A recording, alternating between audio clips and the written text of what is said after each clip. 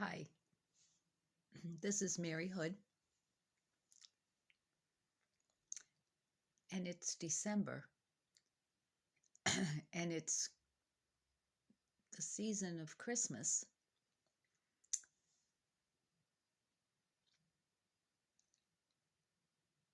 And I was told to give hope at Christmas time. And I'm holding a cup. This is a teacup. Well, it's a mug. It's not a teacup, but this is a cup. It has nothing to do with Christmas, and it doesn't have coffee in it this morning. It has tea. It has my favorite tea, which is Earl Grey, decaffeinated Earl Grey tea. And I chose this cup because it has cats on it. And it was given to me, I don't know, probably 6 or 7 years ago by a very dear friend of mine. And I don't use it very often. It sits in my china closet. I probably haven't used it for 3 years. But I pulled it out this morning because yesterday I know I held a coffee cup, and it wasn't the one I usually use. I have a lot of cups that say hope on them, but yesterday I didn't. It was just a plain green cup. And this cup is from a very dear friend who loves cats. And what it says on the top, it was just a nursery rhyme. It says, "Pussycat, pussycat, where have you been? I've been up to London to look at the Queen."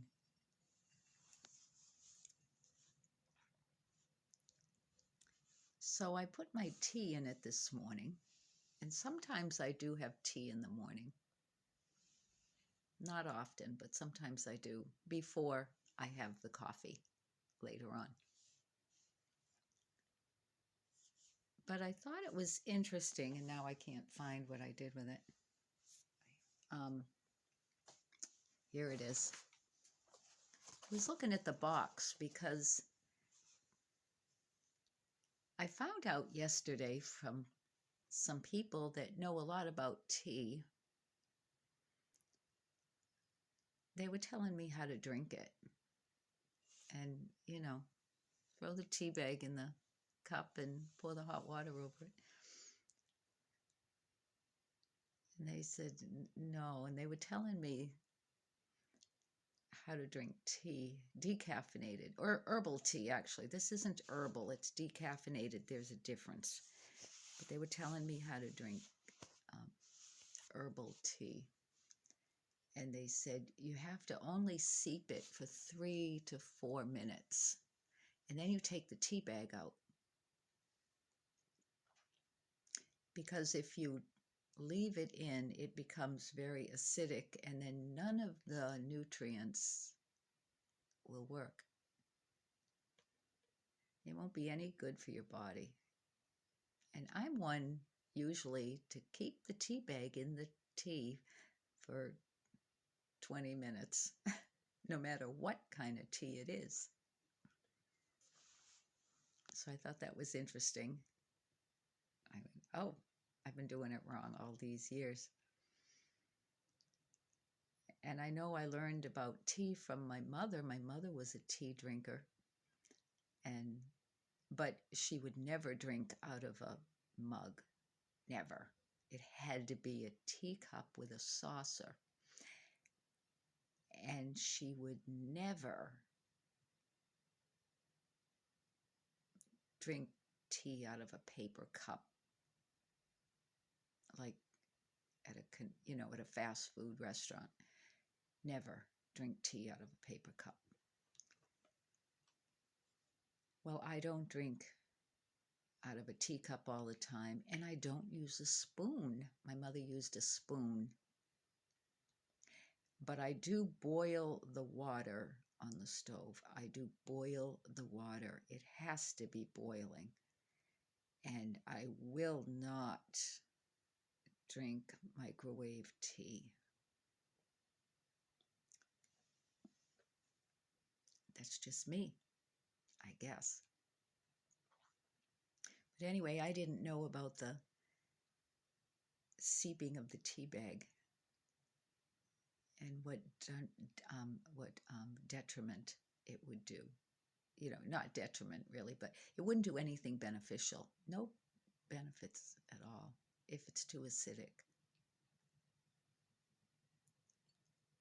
And it probably would be detrimental to your stomach lining or something.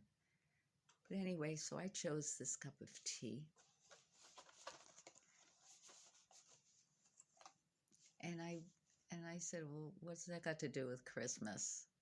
I don't know. But a lot of things happened. A lot of things went through my head yesterday. Oh, do I have stories to tell? But I don't know which ones are secrets and which ones aren't. So I'm just going to give you this little handful, beginning with the tea.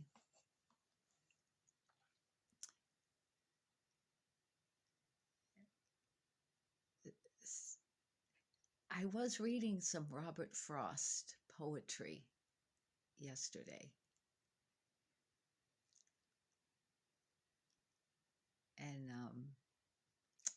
I've never read a lot of his stuff. And I call myself a poet. I've read a few things. The Road Less Taken and the Snowy River one. And I know one quote from Robert Frost. It says, if we did not laugh, we would all go insane. I live by that one. But, oh, you're not supposed to say,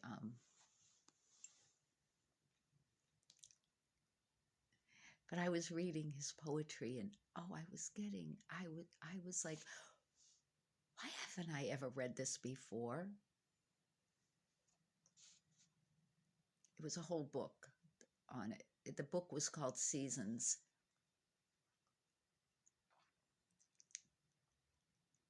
They were astounding poetry. And later on, somebody told me that he wrote the most perfect poem, that Snowy River one. It was noted to be the most perfect poem, literally, I guess, in literature, I guess. And you know, I write poetry, but I wouldn't know what a perfect poem looked like. I don't know that much about it. I just throw words together, and some of them rhyme and some of them don't. It's just a handful of words on a page. But when I was reading his stories, and they're stories, every poem's a story. It's just a short, condensed version of a story, I think. I was thinking, wow, I never read these. And when did he live? I don't know, 1800s maybe? I don't know, I didn't look it up. And I thought, wow, I'm getting it now. It must be the season. It must be the season. Because now everywhere, everything I read, I wonder why I didn't read it before. And that's everything. I mean, that's everything that I look at lately. I'm thinking, why didn't I read this before?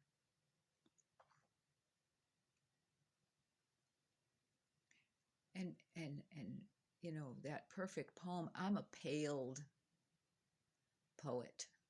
That's what I am. I pale in view of Robert Frost, or Emily Dickinson. I love hers too.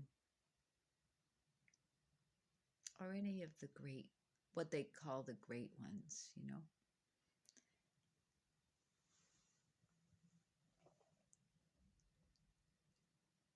And then I had some other thoughts during the day. I was thinking about my kids. I was thinking about my son. I have a son. He's an only son. I was thinking about him.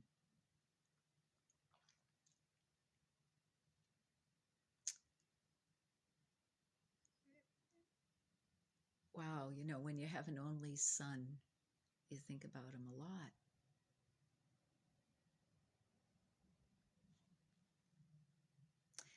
I have an only daughter too, but my son is my firstborn. And I think a firstborn only child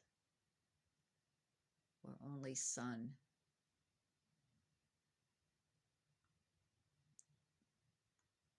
you can't help it. A mother can't help it. It's a place. There's a special place there.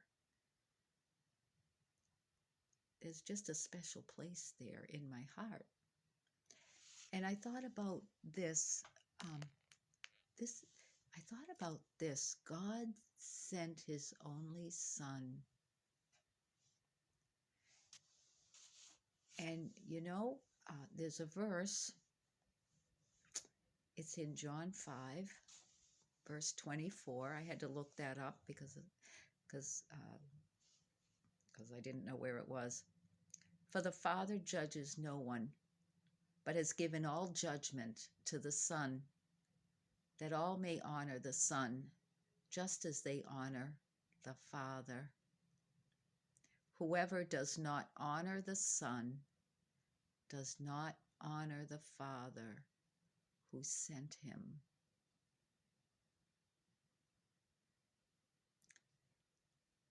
You know, somebody wrote that. I got an email and somebody had written that.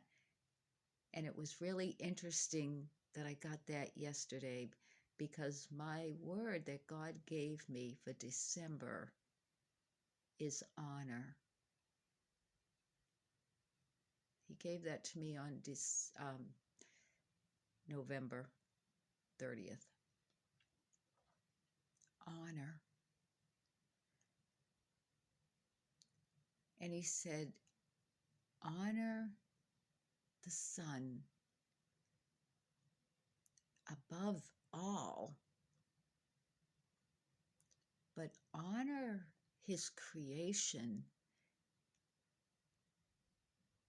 and put them in their rightful place.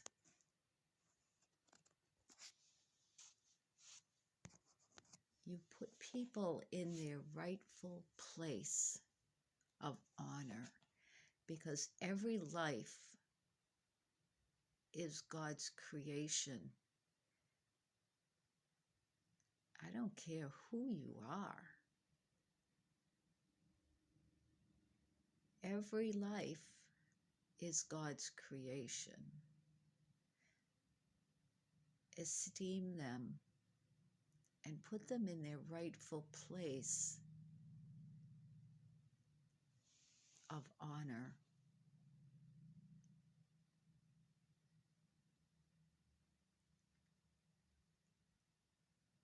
But honor God, honor the Son. If you don't honor the Son, you're not honoring the Father.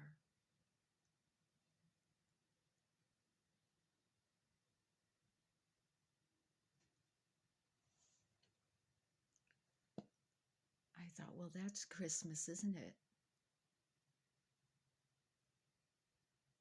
December, we're honoring the birth of God's only Son.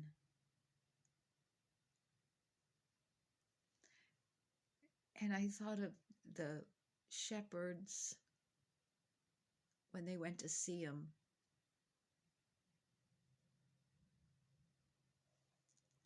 And I thought of the wise men when later, I think it was a couple of years later actually, that they got to see him and they brought him those gifts. How their lives were never going to be the same again because they had been to the manger and seen the king.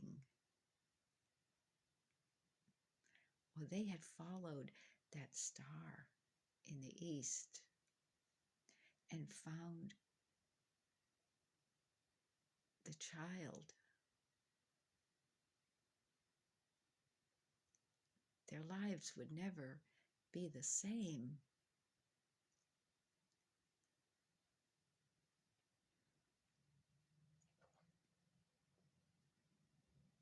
So the Pussycats went to London to see the Queen.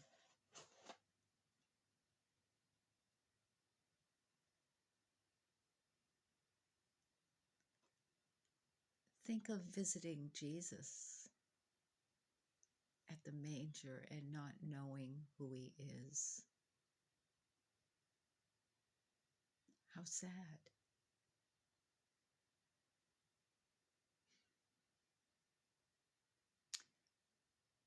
I have I want to read you a poem that I wrote. And it's just a handful of words on a page. It's not Robert Frost material. But I'm going to read it to you anyway. I wrote it the other day.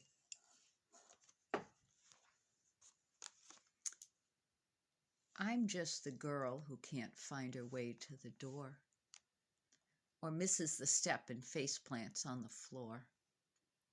I'm just the one who says the wrong thing in a crowd, who should remain mute because I'm always too loud.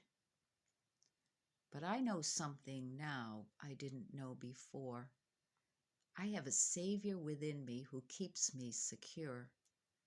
Ever learning in my life about time and space, they are no more than breaths in this vacuumed place. I see broken leaves on the ground, storm winds blew. Only one knows the tree from which they grew. From seed to worn, broken, aged leaves, careful how you trample each one of these.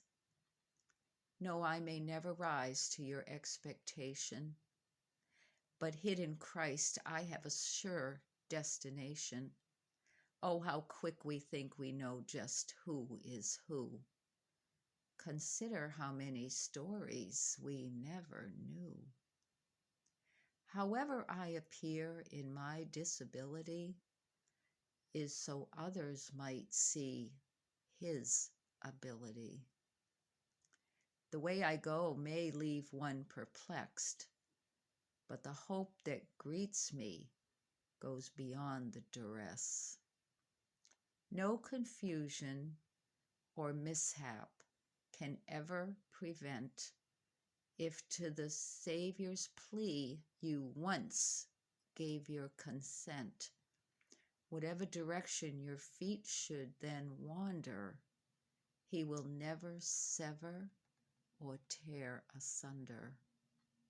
So break and scatter me like bread upon waters. Those from above will swoop swiftly for fodder. What's left will sink low to ocean's blackened floor, where scavengers glean and grow sweeter for more.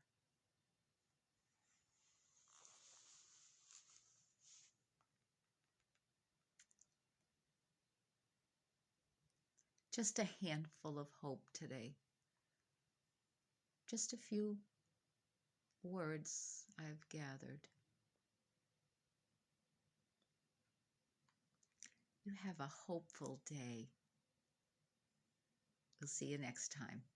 Bye bye.